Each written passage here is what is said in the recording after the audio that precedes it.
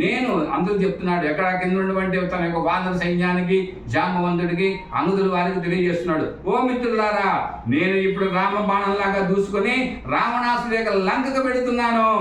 తప్పనిసరిగా లంకా పట్టణాన్ని చేరుకుంటాను. నేను అక్కడ సీతాదేవిని చూస్తాను, సీతాదేవి జాడ తెలుసుకుని వస్తాను.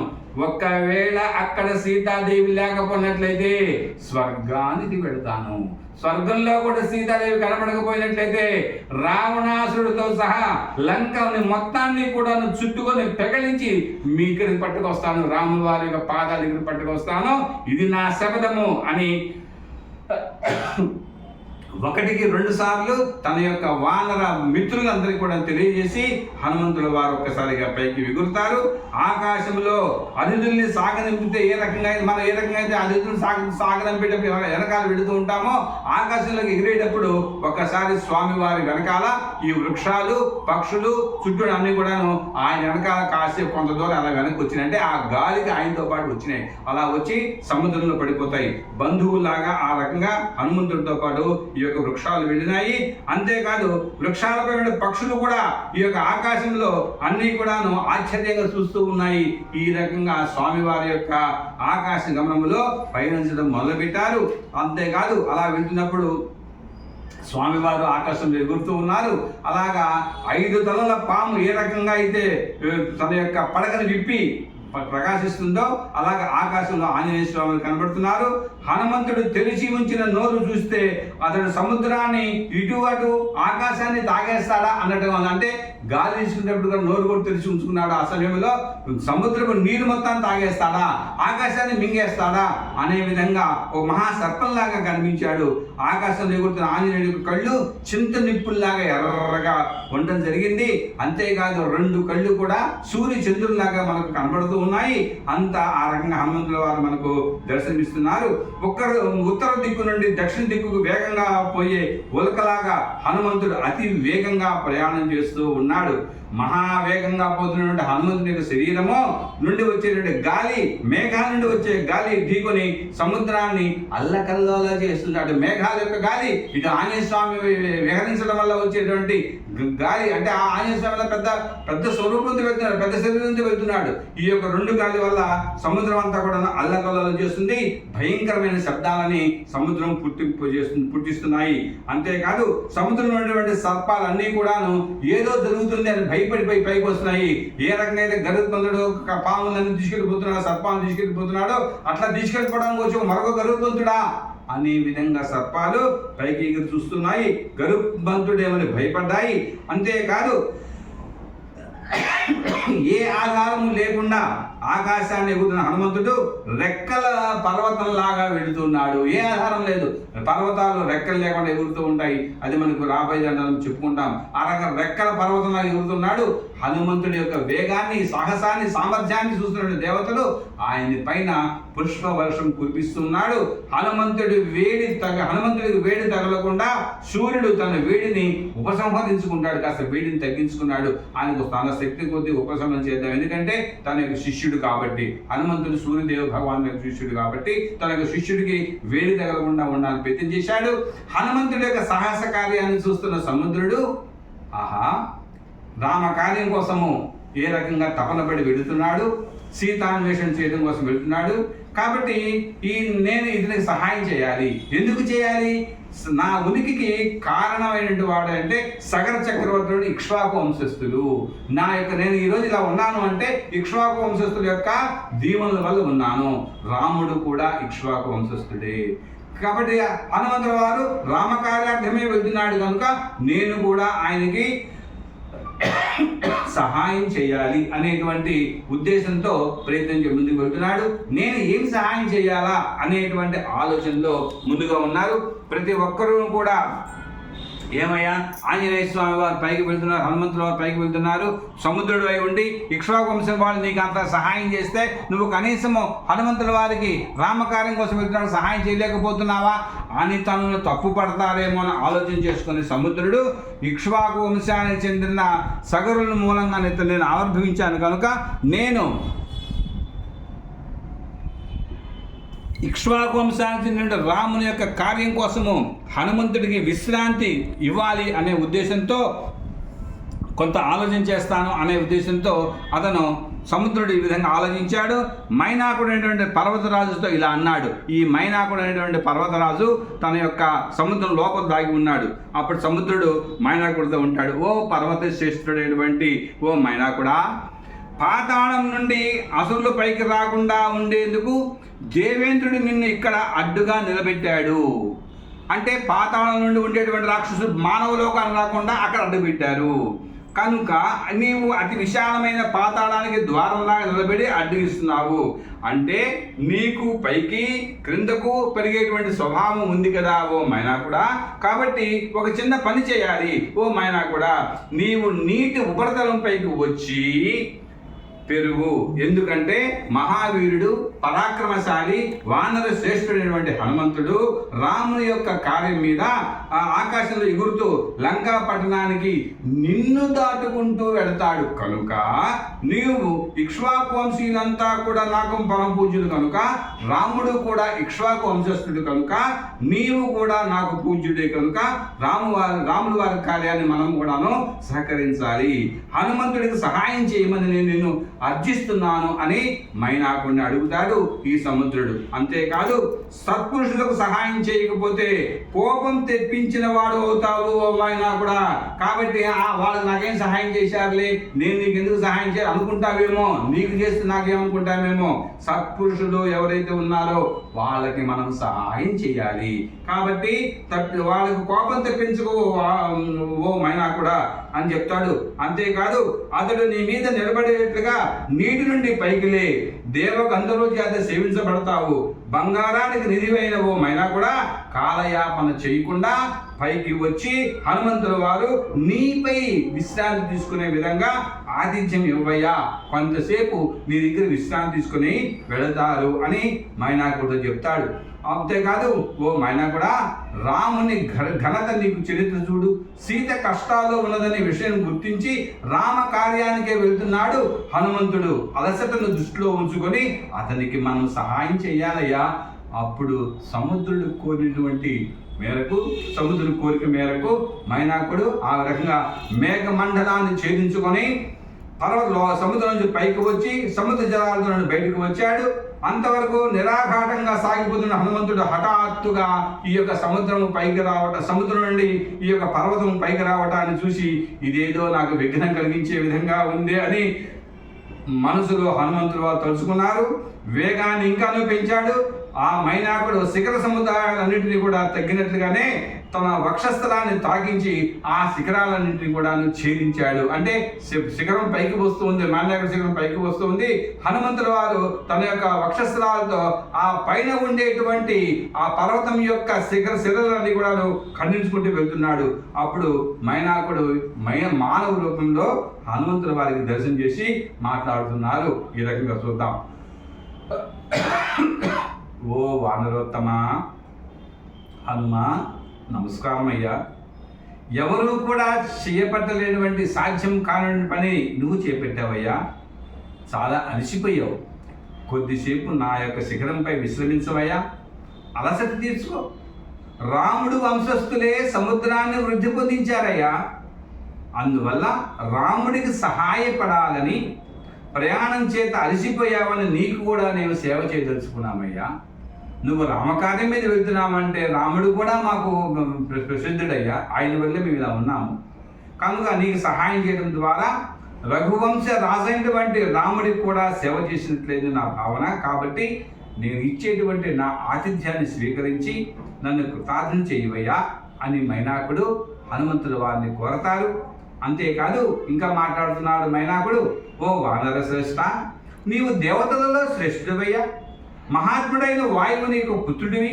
అంతేకాదు, ధర్మజ్ఞుడివి. నిన్ను పూజిస్తే వాయుదేవుని పూజించినట్లే అవుతుంది. ఎందుకంటే నీ తండ్రి వాయుదేవుడు కనుక.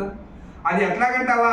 పూర్వము కృతయుగంలో పర్వతాలకు రెక్కలు ఉన్నాయి. ఇందుకు అనుకున్న పర్వతాలకు రెక్కలు ఉన్నాయని. కృతయుగంలో పర్వతాలకు రెక్కలు ఉండేవి. ఈ పర్వతాలు గరుత్మంతుడు ఎంత వేగంగా అయితే పైకి వెళతాడో అంత వేగంగా ఆకాశంలో ఎగరగలవు. అన్ని దిక్కులు సంచరించిపోతూ ఉండేవి. అట్లా ఎగిరిపోతూ ఉంటే దేవతలు, మానవులు, వృక్షాలు అన్నీ కూడా ప్రాణభయంతో విలవిలలాడిపోయేవయ్యా. ఎందుకంటే మేము ఎక్కడ భూమి మీద కానీ ఎక్కడ దిగేటప్పుడు అవన్నీ కూడా మా కింద పడిపోయి నలిగిపోతాయని. అప్పుడు దేవేంద్రుడు తన యొక్క వజ్రాయుధముతో వాటి రెక్కలన్నీ కూడా ఖండించాడయ్యా. దేవేంద్రుడు కూడా నా రెక్కలు ఎక్కడ ఖండిస్తాడు అని నేను బాధపడుతుంటే నీ తండ్రి అయినటువంటి వాయుదేవుడు నన్ను దూరంగా తీసుకుని పోయాడయ్యా. అప్పుడు వాయుదేవుడు నన్ను తీసుకుని వచ్చి ఈ లవణ సముద్రంలో ఇక్కడ నన్ను దాచిపెట్టాడయ్యా.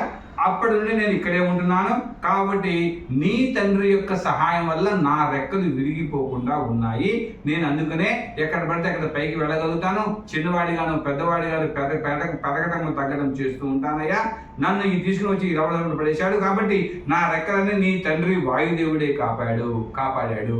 కనుక వానరోత్తమా, హనుమా, నీ తండ్రి వల్ల నేను గొప్ప సహాయం పొందాను. దైవికంగాను నాకు సమీపంగా వెళ్తూ నిన్ను ఆదరించేటువంటి, గౌరవించేటువంటి భాగ్యం నాకు కలిగింది. ఇది నా ధర్మం, అదృష్టం. కనుక ఓ వానరోత్తమా, నీవు మా ఆతిథ్యాన్ని స్వీకరించవయ్యా అని సముద్రుడికి కూడా సంతోషాన్ని కలిగించవయ్యా. సముద్రుడు చెప్తే నేను ఈ రకంగా వచ్చాను, నాకు నీ యొక్క రాక నాకు తెలియదయ్యా. సముద్రం లోపల ఉన్నాను కదా నేను, నాకు తెలియదు కానీ ఆ రకంగా చెప్తాడు. అంతేకాదు ఓ వానరోత్తమా, మేము ఇచ్చేటువంటి పూజలు అందుకోవయ్యా, కొంతసేపు విశ్రమించవయ్యా. ఓ స్వామి, ఈ రోజు నీ దర్శనం కావడము మా యొక్క సముద్రుడి యొక్క నా యొక్క భాగ్యమయ్యా అని 1-2 సార్లు హనుమంతుడి వారిని కోరుతూ ఉంటే హనుమంతుడి వారు మాట్లాడుతున్నాడు. చాలా ప్రియాతి ప్రియమైన మాటలు మాట్లాడేటువంటి ఓ మైనా కూడా నాకు ఎంతో సంతోషాన్ని కలిగించావు. అయితే ప్రస్తుతం నేను నీ యొక్క ఆతిథ్యాన్ని స్వీకరించలేనయ్యా. కోపగించుకోవద్దు, నువ్వు ఇంత బతిలాడి చెప్పావు, అన్ని విషయాలు చెప్పావు. అయితే సూర్యాస్తమయం లోపుగా నేను నా గమ్యాన్ని చేరుకోవాలి. ఎందుకంటే నాకు సమయం లేదు. నేను ఎక్కడ విశ్రాంతి తీసుకోకుండా లంకా పట్టణానికి చేరతానని నా యొక్క మిత్రులైనటువంటి వానరులందరికీ కూడా ప్రతిజ్ఞ చేశానయ్యా. కాబట్టి ఇప్పుడు నేను నీ దగ్గర విశ్రాంతి తీసుకున్నాను అనుకో, నా ప్రతిజ్ఞకు భంగపాటు కలుగుతుంది. కనుక నన్ను మన్నించవయ్యా, మన్నించలేకపోతే కోపగించుకోకవయ్యా అని ఆంజనేయ స్వామి హనుమంతుడు వారు మైనాకుడితో మాట్లాడతాడు. హనుమంతుడు ఈ విధంగా చెప్పి వారిద్దరికి చేతితో తాకి, అంటే ఇటు సముద్రుడిని అటు మైనాకుడిని తాకి ముందుకు సాగిపోతుంటాడు. మైనాకుడు, సముద్రుడు కూడా హనుమంతుని యొక్క కార్య దీక్షకు ఎంతో సంతోషించారు. ఈ విధంగా విశ్రాంతి తీసుకోకుండా ఏ ఆధారము లేని ఆకాశంలో పోతున్నటువంటి హనుమంతుడు చూసి దేవతలు, సిద్ధులు, మహర్షులు, చారులు మరియు అందరూ కూడాను ఆయన యొక్క చాలా సంతోషించి దీవెనలు అందజేస్తారు. అప్పుడు దేవేంద్రుడు పైకి వచ్చి మైనాకుడితో మాట్లాడతాడు. ఓ మైనాకుడా, గతంలో మీ యొక్క పర్వతాలందరికీ కూడా రెక్కలు విరగొట్టాను, ఇక నీకు ఆ బాధ లేదు, నువ్వు స్వేచ్ఛగా తిరగవచ్చు అని ఆ యొక్క ఓ సౌమ్యుడా, నువ్వు చేసిన పని ఎంతో సంతోషించాను అంటున్నాడు మైనాకుడితో దేవేంద్రుడు. ఇకపైన నువ్వు స్వేచ్ఛగా ఉండే వరం ఇస్తున్నాను, నీ ఇకపై నువ్వు ఇష్టమైన చోట స్వేచ్ఛగా ఉండవచ్చు. రామ కార్యంపై వినటువంటి హనుమంతుడు యొక్క సహాయం చేయడం వల్ల నాకు చాలా ఆనందం కలిగింది అని చూస్తున్నాడు. ఇదంతా కూడా ఆకాశం నుండి చూసినటువంటి సిద్ధులు, మహర్షులు, సూర్యుడితో సమానమైనటువంటి అందరూ కూడా ఆనందపడుతూ ఒక్కసారి నాగమాతను యొక్క గురించి మాట్లాడి ఈ యొక్క దేవర్షులు అందరూ కూడా దేవర్షులు, మహర్షులు, గంధర్వులు ఆంజనేయ స్వామి వారిని పరీక్షించాలి అనే ఉద్దేశంతో సూర్యుడితో సమాన నాగమాతతో ఎట్లా మాట్లాడారు. సూర్యుడితో సమానమైన నాగమాత, ఓ సురస, ఈ హనుమంతుడు వాయు యొక్క పుత్రుడు, గొప్ప సాహసమైన పనికి వెళుతున్నాడు. మైనాకుడు స్వయంగా వెళ్ళి ఆతిథ్యం ఇస్తానా కూడా తీసుకోకుండా ధైర్యంతో కార్యదీక్షతో ముందుకు వెళుతున్నాడు. నీవు రాక్షస రూపాన్ని ధరించి భయంకరమైనటువంటి కోరలతో, పచ్చని కళ్ళతో ఆకాశమంత నోరు చేసుకుని ఒక్క క్షణం పాటు అతనికి విఘ్నం కలిగించవమ్మా అని ప్రయత్నం చెయ్యి. నిన్ను జయించి ముందుకు పోతాడో లేక దిగులు పడిపోయి ఉంటాడు, మేమందరం కూడా చూడాలనుకుంటున్నాము, పరీక్షించాలనుకుంటున్నాము అని ఈ యొక్క సరస్సుతో ఈ యొక్క గంధర్వులు, సిద్ధులు, మహర్షులు అందరూ కూడా, దేవతలు అందరూ కూడా అంటారు. అప్పుడు సురసాదేవి అందరికీ భయం కలిగించే విధంగా భయంకరమైన రూపాన్ని ధరిస్తుంది. హనుమంతుడిని ఆకాశంలో అడ్డగించి ఇట్లా మాట్లాడుతుంది. ఓ వానర శ్రేష్ఠుడా హనుమంతుడా, దేవతలే నిన్ను నాకు ఆహారంగా సమర్పించారు. ఇదిగో ఆకాశాన్నంత నా నోటిలో ఆక్రమిస్తున్నాను, స్వేచ్ఛగా నా నోటిలోకి ప్రవేశించు, నాకు ఆహారమై పొమ్ము, నా పని సులభమైపోతుంది. ఓ వానరోత్తముడా, ఏ మాత్రము దిగులు పడకుండా 2 చేతులు జోడించి నమస్కరిస్తూ చెప్తూ ఇట్లా మాట్లాడుతున్నాడు. అప్పుడు హనుమంతుడు అంటున్నాడు, ఓ సురసా, నేను ఎవరనుకుంటున్నావు? దశరథ మహారాజు కుమారుడైనటువంటి రాముడు, ఆయనకు సోదరుడు లక్ష్మణుడు, రాముల వారి భార్య సీతతో కలిసి దండకారణ్యంలో నివసిస్తున్నాడమ్మా. రామ లక్ష్మణుడు లేని సమయాన్ని కనిపెట్టి రావణుడు మహాపతివ్రతుడు రాముని యొక్క భార్యను సీతాదేవిని అపహరించాడమ్మా. నేను రామకార్యమై సీతాదేవిని చూసేందుకు వెళుతున్నానమ్మా. రాముడు భూమండలానికి అంతటికీ కూడాను ప్రభువే అమ్మా. అంటే నీకు కూడా ప్రభువే కదా, నీ రాజ్యంలోనే ఉంటున్నావు కదా, ఆయన రాజ్యంలో ఉంటున్నావు కూడా నువ్వు కూడా, కనుక నీకు కూడా ప్రభువే. అటు ప్రభువు యొక్క పనికి నీవు అడ్డ తగలకూడదని, ఈ విధంగా నీవు కూడా రామకార్యానికి సహాయపడమ్మా అని ఆ రకం సురసతో మాట్లాడతాడు. అంతేకాదు, నన్ను ఆహారంగా స్వీకరించాలి అని అంటావా? ఖచ్చితంగా, తప్పకుండా నీకు నేను ఆహారం అవుతానమ్మా. అయితే కొద్దిగా వ్యవధి ఇవ్వమ్మా, నేను సీతాదేవిని చూచి ఆ విషయం రాముడికి చెప్పి తిరిగి వచ్చి నీకు ఆహారం అవుతాను. ఇది నేను నీకు చేసేటువంటి ప్రతిజ్ఞ అని అంటాడు. నీవు నా మాట నమ్ము తల్లి ఓ సురస అంటాడు. ప్రస్తుతానికి నా దారికి అడ్డు రావద్దు తల్లి అంటే అప్పుడు కామరూపి అయినటువంటి ఆ సురస మాట్లాడుతుంది వికటగా నవ్వుతూ, ఓ వానర శ్రేష్ఠ, నా ముఖంలోకి ప్రవేశించిన తరువాతే నీవు వెళ్ళగలవు. ఇది బ్రహ్మదేవుడు నాకు ఇచ్చినటువంటి వరము. కాబట్టి నువ్వు వృధా మాటలు కట్టిపెట్టి నాకు ఆహారంగా రా అంటుంది. ఆ రకంగా అన్నప్పుడు హనుమంతుడు, ఓ శిరస, నన్ను మృంగి నీలో ఇముడ్చోగలుగుతావా? ఏది మృంగు చూద్దాం అని ఒక్కసారి ఈ యొక్క హనుమంతుల వారు తన యొక్క శరీరాన్ని 10 యోజనాల పొడవు చేస్తాడు. ఎప్పుడైతే 10 యోజనాలు పెంచాడో సురస 20 యోజనాలు పెంచుతుంది.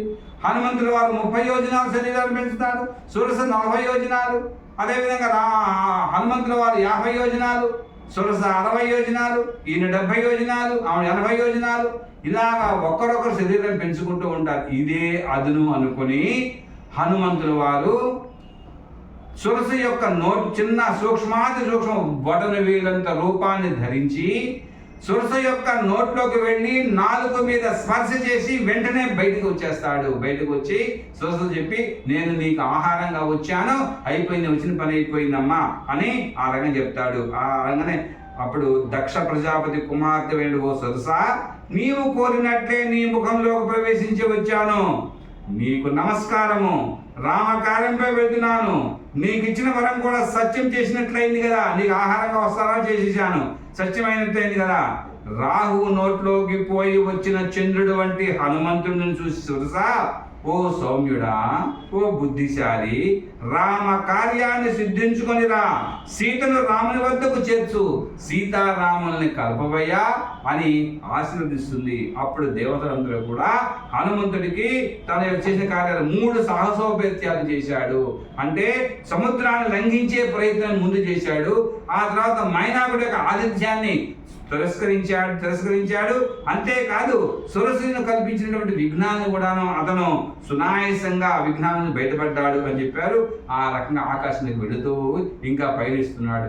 ఇప్పుడు చూడండి, ఆకాశంలో మేఘాలు, పక్షులు, కైసికాచార్యులు, ఐరావతాలు తిరగడం చూశాడు. అంటే ఇవన్నీ కూడా ఆకాశం తిరుగుతున్నాయి. సహజంగా పక్షులు తిరుగుతూ ఉంటాయి, కానీ ఆకాశం కూడా తిరుగుతున్నాయి, ఇంకా చాలా పైన తిరుగుతున్నాయి అన్నమాట. ఇక్కడ కైసికాచార్యులు అంటే ఎవరంటే తుంబురుడు, నారదుడు, గంధర్వులు, వీళ్ళందరినీ కలిపి కైసికాచార్యులు అంటారు. ఐరావతం తిరగడం చూశాడు. అంతేకాదు, సింహ రూపంలో, పెద్ద పురుగు రూపంలో, ఏనుగు రూపంలో ఉండేటువంటి విమానాలను చూశాడు. స్వర్గవాసులైనటువంటి ఎందరో పుణ్యాత్ముల్ని ఆకాశంలో దర్శించాడు హనుమంతుల వారు. యజ్ఞంలో సమర్పించినటువంటి హవిస్సులన్నీ కూడాను మోసుకు వెళ్తున్నటువంటి తీసుకువెళ్తున్నటువంటి అగ్నిదేవుణ్ణి కూడాను హనుమంతుల వారు ఆకాశంలో చూశాడు. సూర్య చంద్రుల్ని, అశ్వని మున్నగు నక్షత్రాలను కూడా ఆకాశంలో దర్శించాడు.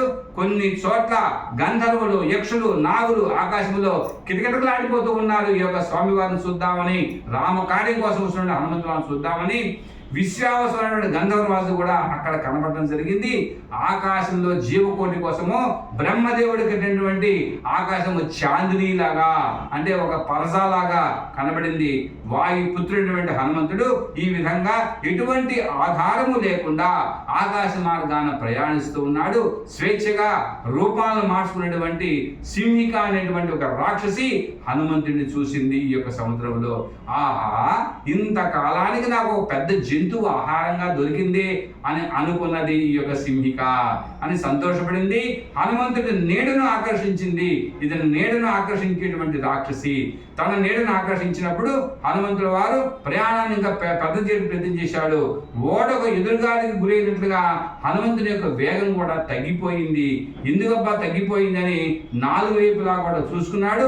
చూసుకుని కింద చూసినట్లయితే తన యొక్క ఛాయని సింహిక అనేటువంటి జంతువు ఆపింది అని అనుకున్నాడు. సింహిక తన నోటిని పాతాళం వరకు పెంచింది. ఆ సమయంలో హనుమంతుల వారు ఆ యొక్క సింహిక యొక్క నోట్లోకి వెళ్ళి మర్మస్థానాలకు వెళ్ళి తన యొక్క వేళ్ళతో గోటితో దాన్ని లోపలికి పెట్టి దాన్ని చంపేసి ఒక క్షణకాలం పాటు బయటకు వచ్చేస్తాడు. ఆ రకంగా గోళ్లతో ఆమె గుండె మొదలైన మర్మస్థానం అన్నింటిని కూడాను ఊడి పెరిగి కన్ను మూసి తెరిచినట్లు బయటకు వచ్చేశాడు. బుద్ధిశాలి అయిన హనుమంతుడు ధైర్యంతోనూ నేర్పుతోనూ ఈ సింహకను సంహరించి మరలా వేగంతో తన శరీరాన్ని పెంచుకొని వచ్చాడు. అందుకనే అక్కడ ఉన్నటువంటి ఇందా చూసామే ఈ యొక్క చారణులు, కైసికాచార్యులు, ఐరావతము, ఈ యొక్క ఉన్నటువంటి మిగిలిన మునులు మునులంతా కూడాను అందరూ చూసి ఎలా అన్నారన్నమాట. ఓ వానరోత్తమా, నీకు బుద్ధి, బలం, ధైర్యం, నేర్పు అనేటువంటి 4 లక్షణాలు ఉన్నాయి. ఎవరికైతే ఈ 4 లక్షణాలు ఉంటాయో వాడు సమస్త కార్యాలను సాధిస్తాడు. ఓ వానరోత్తమా, నీవు తలపెట్టిన కార్యం సిద్ధిస్తుంది అని అందరూ కూడాను హనుమంతుల వారిని స్తుతిస్తారు. ఆకాశ మార్గాన ప్రయాణం చేస్తుంటాడు. ఈ రకంగా హనుమంతుల వారు సముద్రానికి ఆవలబిడ్డను సమీపించి పైనుండే బాగా పరిశీలి చూస్తాడు. యువతలకు వచ్చేస్తాడు, చూస్తాడు. అతనికి తీరం అంతా కూడాను పెరిగిన వృక్షాలతోనూ, నేలపైకి దిగిన వెంటనే మలయ పర్వత ప్రాంతం అంతా కూడా వనాలతోనూ పోలిన అని కనబడ్డాయి. ఒకసారి మహాపర్వతంలాగా ఉన్న తన శరీరాన్ని చూసుకొని ఇలా అనుకున్నాడు, నన్ను ఇంత పెద్ద శరీరంతో రాక్షసులు గాని చూసినట్లయితే ఎవరా అని ఆరాధిస్తారు. అందువల్ల తన శరీరాన్ని తగ్గించుకొని అజ్ఞానం తొలగిపోయిన ఆత్మజ్ఞానిలాగా తన స్వస్వరూపాన్ని పొందిన సరైన నిజమైన రూపాన్ని పొంది తన సహజ రూపాన్ని ధరిస్తాడు. తనకి ఇష్టమైన ఏ రూపానైనా ధరించగలిగేటువంటి హనుమంతుడు చిన్న రూపాన్ని ధరిస్తాడు. సర్వ వస్తువులకు సమృద్ధిగా దొరికేది, రంగు రంగులతో చిన్న చిన్న శిఖరాలు ఉన్నది, మొగలి పొదలు, కొబ్బరి చెట్లు మొదలైనటువంటి వృక్ష సంపద ఉన్నటువంటి లంబ పర్వత శిఖరం పైకి దిగారు హనుమంతుల వారు. ఆ శిఖరం పై నుండి లంకా పట్టణం అంతా కూడా పరిశీలించి చూశాడు. ఆకాశం నుండి ఒక్కసారిగా దిగడంతో అక్కడ ఉన్నటువంటి చిన్న చిన్న జంతువులన్నీ కూడాను ఏంటబ్బా పైనుంచి పడింది అన్నట్టుగా భయపడ్డాయి. హనుమంతుడు పెద్ద పెద్ద తరంగాల్లో కూడినది దానవ నివాసాల దగ్గరగా ఉన్నదైనటువంటి సముద్రాన్ని దాటి తీరం మీదుగా దిగి అక్కడ అమరావతి పట్టణం వల్లే ఉన్నటువంటి లంకా పట్టణాన్ని ఆ యొక్క లంబ పర్వతం దగ్గరించి చూడటం జరిగింది.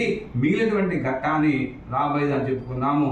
ఓం పూర్ణమద పూర్ణమిదం పూర్ణాత్ పూర్ణముదచ్యతే పూర్ణస్య పూర్ణమాదాయ పూర్ణమేవావశిష్యతే. ఓం శాంతి శాంతి శాంతి శాంతి శాంతి. స్వస్తి.